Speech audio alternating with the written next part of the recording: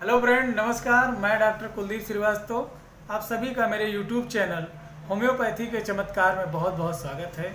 मित्रों, आज का जो टॉपिक है, आज का जो विषय है, वह है एक होम्योपैथिक पारिजात। मित्रों, होम्योपैथिक पारिजात कहने का मतलब ये है कि पारिजात एक पुष्प है का नाम है जिसे हम लोग अच्छे तरीके से जानते हैं, जिसके छू लेने से, स्पर्श कर लेने से इंसान कभी भी बूढ़ा नहीं होता है।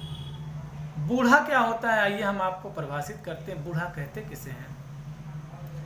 यदि किसी के बाल जो है सफ़ेद हो रहे हैं अनियंत्रित रूप से जो है, और वह गंजा हो गया है, टकला हो गया है, आंखों की रोशनी कमज़ोर हो गई है, आंखें सूख रही हैं, आंखों के नीचे गड्ढा आ गया है, चेहरे के मांसपेशियां लटक रही हैं, स्किन लटक रहा है, हाथ पैरों में ताकत नहीं है, हड्डियां जो है कमज़ोर हो गई हैं, किसी डंडे के सहारे से चलना पड़ रहा है, लीवर, किडनी, गुर्दा संबंधित बीमारियां हो रही हैं, हमारे रोग प्रतिरोधक क्षमता कम हो रहे हैं, बीमारियों से लड़ने की क्षमता कम हो रही है, हमारा सामाजिक रूप से जो चेहरे का जो वर्चस्व था लोगों के बीच में, वो धीरे धीरे कम होता जा रहा है। यह बूढ़ा कहलाता है। और पारिजात एक ऐसा पुष्प था कि अगर जो उसको कोई छू ले तो ये जो चीज़ें मैंने आपको बताई वो कभी उसे स्पर्श नहीं कर पाती हैं। यानी चेहरे का ओज, चमकता दमकता चेहरा, ब्राइटेंड आईज, मुस्कुराता हुआ चेहरा, भावनाओं से जो है भरा हुआ चेहरा, उत्साहपूर्वक दिखाई देना, बहुत ज़्यादा एनर्जेटिक दिखाई देना, चेहरे पे एक ताजगी सा होना और माथे पे एक चमक सा होना, ये कहलाता है मित्रों युवा, जवान, यंग, जवानी जिसे बोलते हैं। तो मैं चाहता हूं कि ये जो मैंने बातें बोली, ये कि युवा जो है चेहरा मैं पूरे भारत के जन जन में देखना चाहता हूं। और मेरी ऐसी तमन्ना है, ऐसा मेरा पुरजोर विश्वास है, मैं ऐसा मेहनत भी करूंगा आजीवन कि मेरे हिंदुस्तान का हर व्यक्ति जवान रहे, वह कभी भी बूढ़ा ना हो। और हर कोई चाहता भी कि वह जवान बना रहे। कुछ लोग दिखा करके चाहते हैं और कुछ लोग अंदर ही अंदर बहुत सारा प्रयत्न जतन करते हैं। वह कैसे करते हैं कि ढेर सारे क्रीम का प्रयोग करते हैं, वो फेस वॉश का प्रयोग करते हैं, बहुत सारे शैम्पू, साबुन, क्रीम, तेल लगाते रहते हैं कि वह भी गोरे हो जाएं, कभी भी उनका स्किन ढीला ना पड़े, उनके चेहरे का तासीर कभी कम ना होने पाए, उनका चेहरा चमकता दमकता रहे। बहुत सारे टिप्स और नुस्खे अपनाते रहते हैं। लेकिन कुछ हमारे भारत के ही कुछ ऐसे लोग हैं, मैं उनसे बड़ा प्रेरित हूँ, उनको प्रणाम करता हूँ और ईश्वर की उन पर बड़ी कृपा है और कृपा आगे बनी भी रहे। वो मुझे लगता है कि उनको जो है सबसे बड़ा पुरस्कार उन्हीं को देना चाहिए। उनमें से पहला नाम लेना चाहूँगा श्री नरेंद्र मोदी जी को। सर, मैं आपको प्रणाम करता हूँ और आपसे बड़ा ही प्रेरित हूँ और चाहता हूँ कि बहुत कुछ नहीं तो मेरा भी शरीर, मेरा जो कायाकल्प है वह आपके तरह अगर जो बन जाता तो बहुत अच्छा होता। और सर को देखने पे लगता है कि जितना परिश्रम ये करते हैं और जिस तरीके से योगाभ्यास करते हैं, अपने रहन सहन को मेंटेन करते हैं, उसी का यह फल है कि सर आज भी बहुत ही ज़्यादा यंग और हम युवाओं से भी ज़्यादा जो है युवा लगते हैं। दूसरे नंबर पे मुझे श्री योगी आदित्यनाथ जी लगते हैं, जो कि युवाओं से भी युवा जो है दिखाई देते हैं। उनका तेज, उनके चेहरे का जो है गरिमामयी प्रकाश, उनका जो है बहुत ही ओजस्वी चेहरा हम लोगों के लिए एक आदर्श स्वरूप बना हुआ है। और मैं डॉक्टर कुलदीप श्रीवास्तव स्वयं भी चाहूँगा कि इनके जैसा अगर जो कुछ मैं भी योगा कर पाया और आगे भी करता रहूँगा और सर से मिलता जुलता भी एक कुछ मुझे ईश्वरीय वरदान मिला तो बहुत ही गौरवान्वित महसूस करूँगा। ये दो लोग ऐसे लोग हैं कि जिनके सामने बुढ़ापा कई बार मत्था पटक करके वापस लौट चुका होगा कि अब मैं दोबारा आपके पास नहीं आऊँगा। इसके अलावा श्री सलमान खान साहब, श्री अनिल कपूर साहब, इसके अलावा जो है रेखा जी, हेमा मालिनी जी, माधुरी दीक्षित जी, जया प्रदा जी, ये ऐसी जो है फिल्मी हस्तियां हैं कि अगर जो किसी भी साबुन, सर्फ, शैम्पू का प्रचार या क्रीम का प्रचार कर दें तो लोग ये सोच करके लगा लेते हैं कुछ तो मैं इनके जैसा दिख जाऊं तो बड़ा अच्छा होता। ये लोग हमारे दिलों के धड़कन हैं और ना जाने कितनी बार बुढ़ापा इनके पैर छू के वापस लौट चुका है कि अब मुझे आपके पास नहीं आना है। तो ये लोग ऐसे ही नहीं चमकते दमकते हैं। इन लोगों का रहन सहन, खान पीन, रख रखाव, योगाभ्यास बहुत ही बेहतर है, जिसकी हम कल्पना नहीं कर पाएंगे। आज इस उम्र में भी ये लोग अपने आप को इतना तरोताज़ा बनाए हुए हैं, तो इसके पीछे बहुत ही बड़ा रहस्य है, क्योंकि इंसान का जैसा भोजन होता है वैसा विकास होता है। तो आइए मित्रों, अब हम बात करेंगे होम्योपैथिक मेडिसिन के बारे में, जिनसे हम सदैव यंग बने रह सकें। तो सर, पहली मेडिसिन का नाम है मित्रों कुरकुमा लांगा। पहली मेडिसिन है कुरकुमा लांगा, जिसे हम हल्दी कहते हैं। हल्दी एक जबरदस्त ऊर्जा को नियंत्रित रखने का, ऊर्जा को संचार करने का, ऊर्जा की कमी को पूरा करने का बहुत बड़ा स्रोत है। हल्दी किसी भी मौसम में अगर जो आप देख लें तो उसकी जो है रोग प्रतिरोधक क्षमता कम नहीं होती है। हल्दी का गुण कभी कम नहीं होता है। हल्दी किसी भी तरीके के जो है घाव को, जख्म को भरने में सक्षम है। तो मित्रों, यह सबसे बड़ा जो है गुणकारी औषधि है, जो आपको हमेशा यंग बनाए रखेगा, ऊर्जावान बनाए रखेगा, और किसी भी विष का यानी वात, पित्त, कफ का असर आपके ऊपर नहीं पड़ने देगा। इसलिए कुरकुमा लांगा क्यू पोटेंसी में 20 से 25 बूंद सुबह, दोपहर, शाम प्रयोग करें, बहुत अच्छा काम करेगा। दूसरी जो है मेडिसिन का नाम लूंगा मित्रों ऑसिमम सैंक्टम, तुलसी। तुलसी एक ऐसी औषधि है मित्रों जो हर तरीके के विष को नाश करने में सक्षम है, खासकर पाचन संबंधी विष।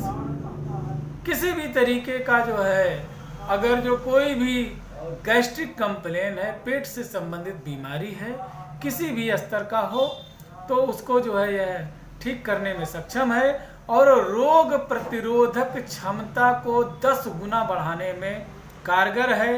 शरीर में हीमोग्लोबिन लेवल को मेंटेन करता है और रोग प्रतिरोधक क्षमता को बढ़ाता है।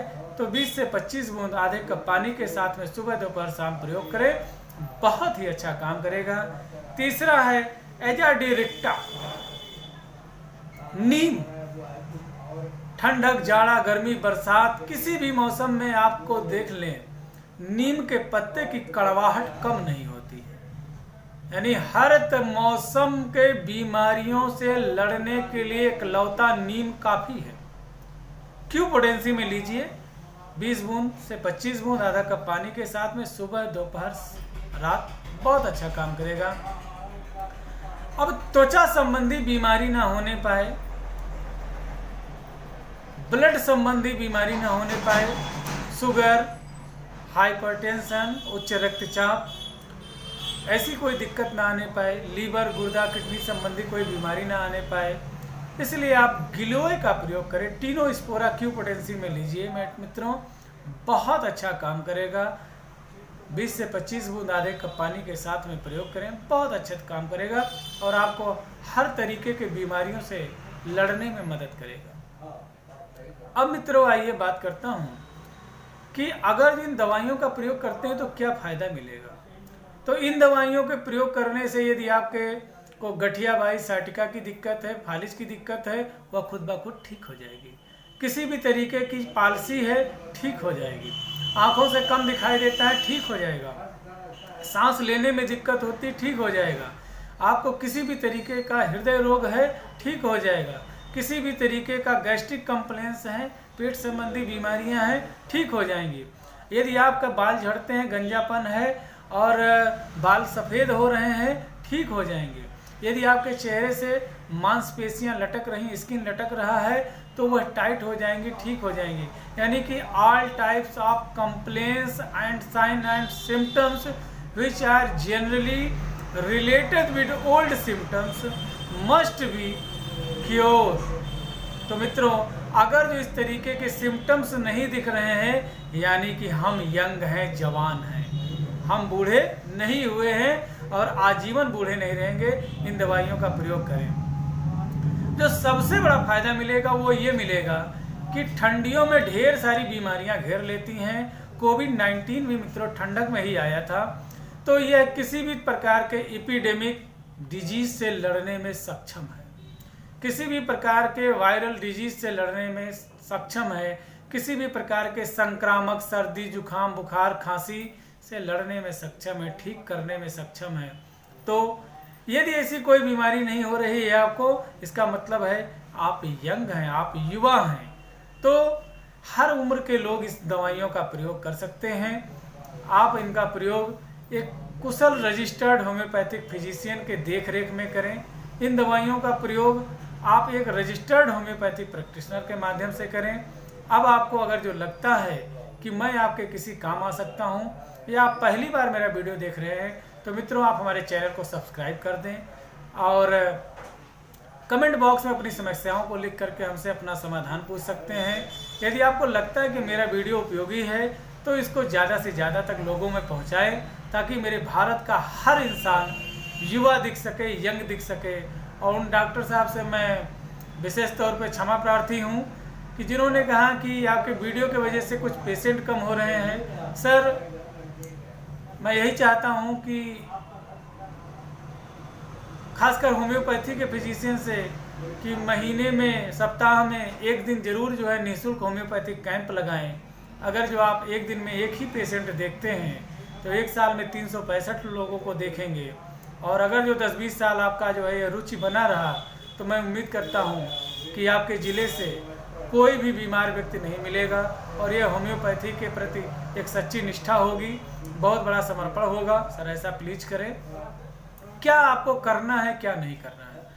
मित्रों, आपको सवेरे पहले पानी पीना है, उसके बाद में मंजन करने के बाद में 12 बजे तक आप जो है कई तरीके के खट्टे मीठे फलों का प्रयोग करें और इसके बाद में आप नाश्ता करें, भोजन करें। इसके अलावा और कोई परहेज नहीं करना है आपको। क्या ना करें? आप टेंशन ना करें, शक ना करें, बहुत ज़्यादा संदेह ना करें। और किसी से मिले तो उसकी संपत्ति को देख करके, उसकी उपलब्धि को देख करके जलन ना करें, बल्कि उसको पाने की जो है प्रयत्न करें। मित्रों, वह उपलब्धि ही क्या जो बहुत आसानी से हासिल हो जाए, वह रास्ता ही क्या जिस पे आसानी से चला जा सके, और वह मंजिल ही क्या जिस पे छलांग मार के पहुँच जाए। कुछ तो कठिनाइयाँ होनी चाहिए। जब कठिनाइयों के बाद में कोई चीज़ मिलती है तो उसका टेस्ट ही कुछ और होता है। और अगर जो आपको किसी की उपलब्धि देख करके टेंशन हो रहा है, तो मैं आपको एक जो है छोटा सा राय देना चाहूँगा कि यदि आपको किसी के घर, मकान, दुकान या अस्पताल या उसके प्रोफेशन से देख करके जलन हो रही है, या अपने आप को डिप्रेस में ले गए हैं कि अभी तक आप कुछ नहीं कर पाए, उसने इतना कर लिया है, तो आप वहाँ पर एक पहली चीज़ जानने की कोशिश करें कि यह संपत्ति इसने खुद बनाई है, अपने मेहनत से बनाई है, या इसको विरासत में इसके माँ बाप ने दिया है। यदि खुद बनाई है तो अब आपको एक चैलेंज एक्सेप्ट करना है कि वो 2 घंटा मेहनत करते हैं तो आपको जो है 24 घंटा मेहनत करना, 18 घंटा करना, 20 घंटा करना, तब तक करते रहना जब तक कि आपको वह मंजिल हासिल ना हो पाए। और यदि आपको ये पता चलता है कि उसने ये जो उपलब्धि है उसको माँ बाप के द्वारा विरासत में मिली है, तो अपने पीठ को थपथपा लीजिए और अपने आप से कहिए कि आपने जो बनाया है, आप जिस गाड़ी से चल रहे हैं, आपके मेहनत का खरीदा हुआ है।